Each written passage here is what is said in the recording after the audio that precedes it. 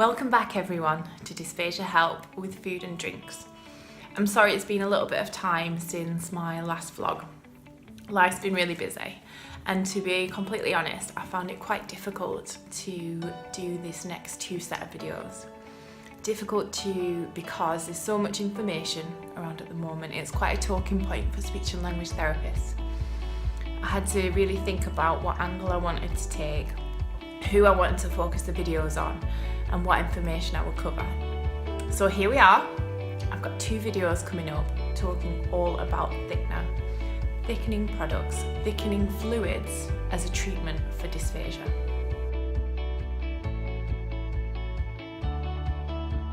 So what am I going to cover in these videos? Well, I've got two videos. The first one, we're going to look at the theory behind using thickener. What theory that your speech and language professionals will be using, why they might recommend it for you. Looking at what thickener is, what's the theory behind that and how does it work. And then looking at some questions that there are at the moment about its use and some things that your dysphagia practitioners should be considering when they're recommending it as a treatment option for you. Now, as ever, the focus of this video and the focus of these two videos even will be aimed at you, the patient, the client, the carer. If you're a speech and language therapist and you want to look more in depth and have a more in-depth analysis of the evidence base behind thickener, then I'd recommend that you look into the work of Tracy Lazenby-Patterson, who's a Royal College advisor, and she's been doing a number of talks around the country on thickener. So as ever, with all the videos that I produce and all the videos on this channel, remember, I'm a speech and language therapist working in the UK, but I'm doing this as extra information and extra help, but it's not your treatment plan, it's not information specific for you. So if you've got any questions, any queries at all, contact your local speech and language therapy team and ask them. Get a review, get another assessment for your needs so you can have a care plan specific to you. So let's get started on using thickener. Modifications of food or drinks falls into the category of treatment that we call compensatory strategies. So for people with dysphagia, so with difficulties eating, drinking and swallowing, who are at risk of developing any further health consequences as a result of that problem that they have, we suggest these strategies as a way to compensate for the difficulties that they're having, so to try to stop any further negative health consequences from happening. When or if these are recommended for someone will totally depend on that person and their condition and their set of unique difficulties. So we think about the nature of that person's problem. What exactly is it in that process that's not working? We think about the prognosis and whether we expect that condition to improve, whether we think that it's likely to stay the same, or for some people it might be that it's likely to get worse. Obviously, we have to think about that person's choices and their preferences in the process. And another big consideration is whether they're able to access the other treatment options that we have. So can they complete a range of exercises over a period of time, or can they try and swallow in a different way, try a manoeuvre? For some people, they don't have the level of understanding, or they're too unwell to be able to think about doing those things. Or for some people, it might be that the energy that it needs to follow out those things would make the condition worse. So we need to think about these things and whether they can actually access the other treatment options. And finally, it might be the time period that we use these options. It could be a short time, or it could be for a longer period of time for somebody. All these things will be considered when looking at whether thickener is the right treatment option. One real positive of using compensatory strategies is that their effects, they're instant. We don't need to wait for a muscle to get stronger through exercise or wait for nerve innervation to return to a certain area. We can put these strategies in place with the aim that they'll stop negative health consequences from happening straight away.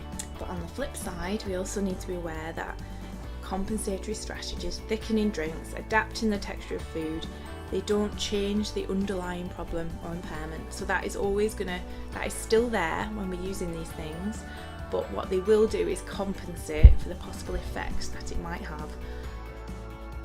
So, what actually is thickener?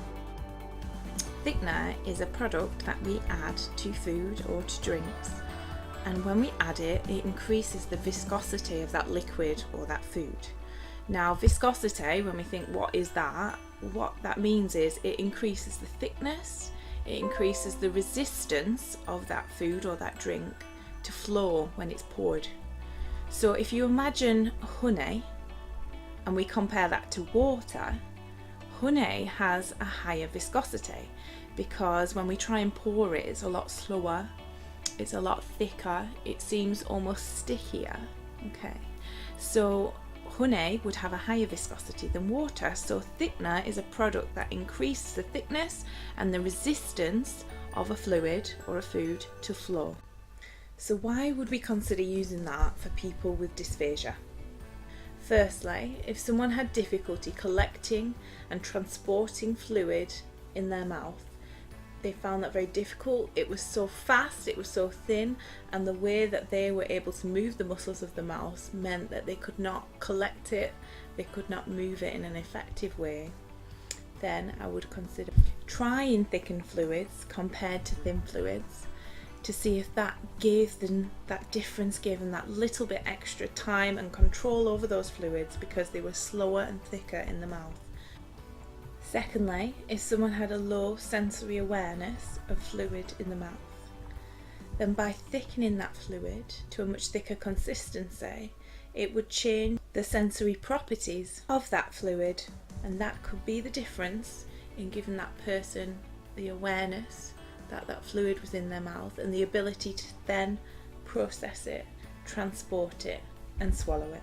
Thirdly, there's a theory that if someone is delayed in triggering their swallow, so they're delayed in closing their airway and activating their swallow process, then by thickening the drink, it will slow the flow of that fluid.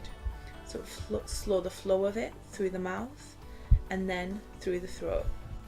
This then allows that person that extra time that they need to stop that fluid going into their airway, that extra time they need to form that swallow, to close that airway, to move it out of the way and prevent that fluid from going down into the airway and possibly travelling into the lungs. Together, these theories have led to the widespread use of thickener as a treatment for people with dysphagia.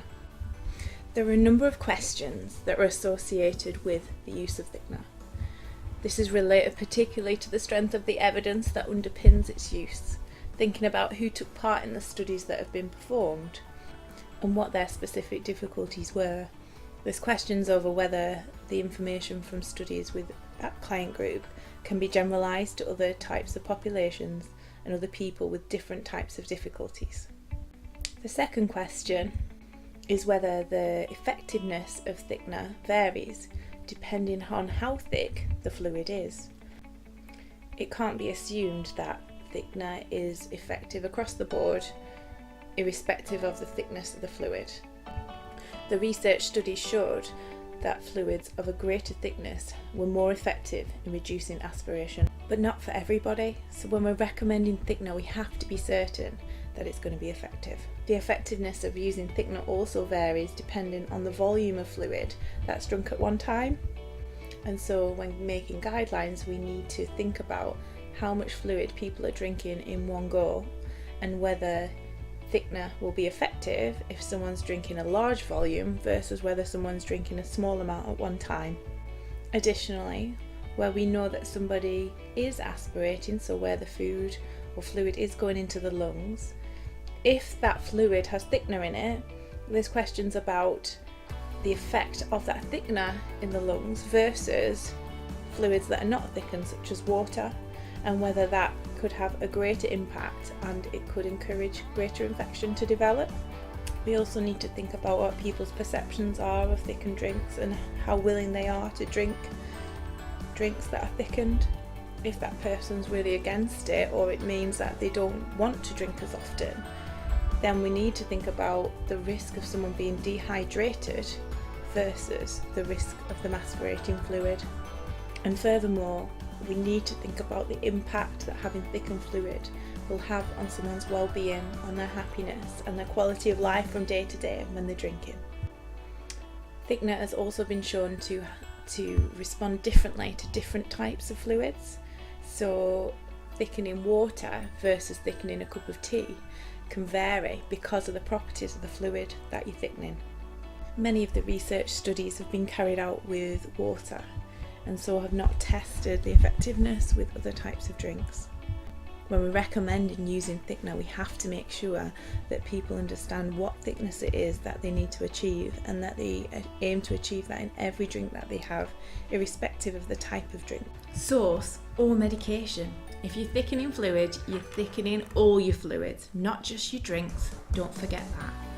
Also, as dysphagia practitioners, we need to remember that there are different brands out there and there are different products. So we have to make sure that you as patients and as clients understand exactly the thickness you're aiming for and how to achieve it in different drinks, different fluids, different sources. And if you've got a big staff team, that everybody knows exactly the thickness that we're aiming for.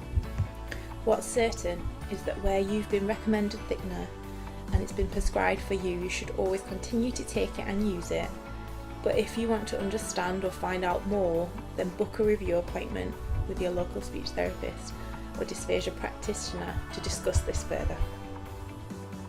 So that's the end of my first video from Dysphagia Help with Food and Drinks on the topic of thickener and the theory behind why speech and language therapists or dysphagia practitioners may recommend it for clients with dysphagia. Don't forget, there's a second video which is going to give you lots of practical tips and things to think about when you're actually physically using the thickening products. So check out the second video. Thanks very much for watching. As always, please leave feedback and check out the other videos on the channel. Thank you.